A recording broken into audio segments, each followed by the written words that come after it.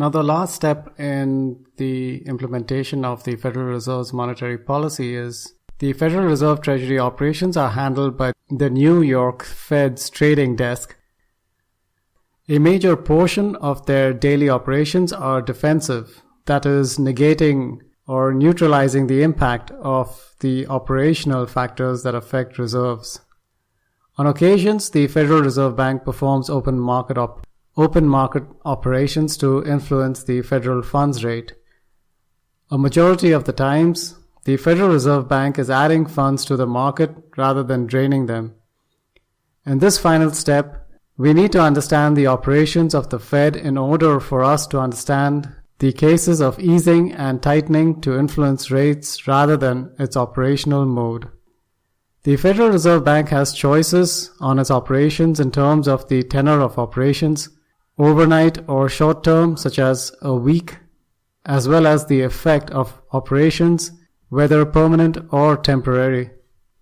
The Federal Reserve Bank first needs to identify flows, inflows and outflows of reserves in advance. For example, if the Fed sees a large outflow of funds above a certain threshold for a longer duration, it would need to counter that outflow by a purchase of securities. The Federal Reserve Bank would buy Treasury bills, notes, or bonds in a bill or coupon pass. Now, a bill pass is when the Federal Reserve Bank purchases Treasury bills, which are discount instruments. A coupon pass is when the Fed deals with coupon instruments such as bonds and notes with primary or secondary dealers. So these operations, the purchases and sales of government securities, are permanent, add permanent or subtract permanent reserves to the banking system. These outright purchases generally have no policy implications for traders. These transactions are very infrequent. The Federal Reserve Bank might also purchase securities from a foreign central bank to add smaller reserves on a permanent basis. This is because the balances in the foreign central bank accounts is not so large. As we have seen for temporary needs, overnight to 1 to 2 weeks, the Federal Reserve Bank conducts system or customer repos. For aggressive, expansionary or tightening, the Fed would mostly use overnight repos rather than term repos. To reduce the amount of reserves, the Federal Reserve Bank can sell bills, notes, and bonds in the market for larger amounts or to foreign central banks for smaller amounts. Historically, the Federal Reserve Bank was mostly in the add mode to bring down the Fed funds rate. However, in the recent Fed's normalization policy stance, the Federal Reserve Bank has started reducing reserves to bring the federal funds rate back to higher levels. Now, reducing the discount window lending and increasing reserves is the third traditional monetary policy tool the Fed has at its disposal for lowering the Fed funds rate. If the Federal Reserve Bank increases discount window lending or makes discount window credit easily available, it would have the effect of raising the Fed funds rate. For example, if the Fed reduces reserves by say 10 billion through open market operations, but makes the 10 billion accessible through the discount window, it would have the effect of tightening funds in the Fed funds market, since banks would switch from the Fed funds market to the discount window. Now, prior to 2009, the street would look for clues to whether the Fed would tighten or ease liquidity to manage the Fed funds rate.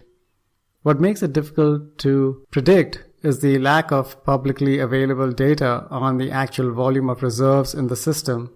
Post-2009, the Federal Reserve Bank has been more transparent about its policy intentions. For example, in the March 2009 FOMC post-meeting statement, the Fed gave clear indication that it intended to keep the Fed funds rate low for a long period. By providing the direction and tenor of short-term interest rates, the Fed hoped it would translate to longer-term rates moving lower providing cheaper credit to economic entities and thereby improving economic conditions. The new tool, the forward guidance, provides important clues on what economic factors that the FOMC is following in order to set the policy for the next meeting is.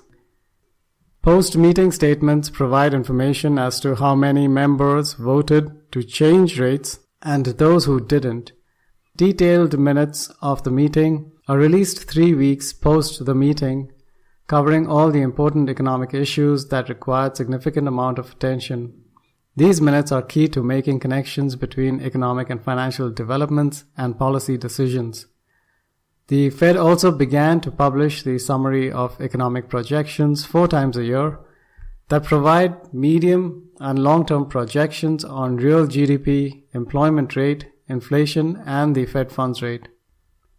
Now, statements that would be interesting to look at to understand more on the Federal Reserve Bank's monetary policy outlook are the statement on longer-run goals and monetary policy strategy, the minutes of meetings post an FOMC, summary of economic projections, the semi-annual monetary policy report to the Congress, communications with other organizations, for example, the IMF, World Bank, and Central Bank. So finally, the key to predicting whether the Federal Reserve Bank would ease or tighten monetary policy is for the trader to decide whether he or she would.